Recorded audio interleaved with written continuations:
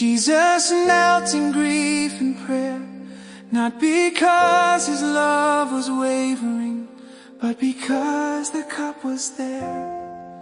All the sorrow set before him, all the cost he came to bear, and the weight of what was coming pressed upon him then and there. And the ones he loved lay sleeping, still the night would not relent. So he fell before the Father when the darkness pressed in. When darkness presses in, when the sorrow has no end, he prayed with deeper anguish as the night closed in on him. When darkness presses in, when the cup was full of dread, his sweat fell down like blood to earth, while love bowed down its head.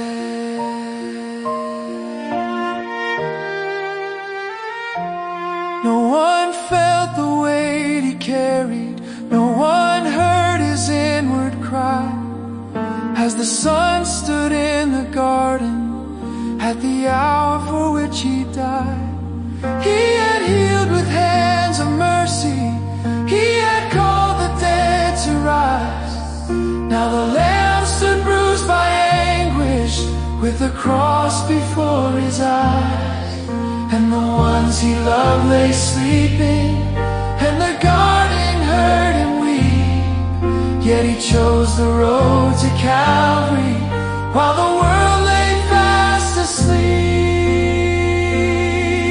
When darkness presses in, when the sorrow has no end, he prayed with deeper anguish as the night closed in on him.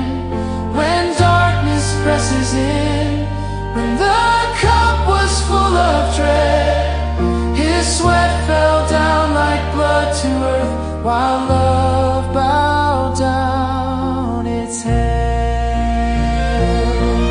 Here the Savior was not distant, here the grief was full and real.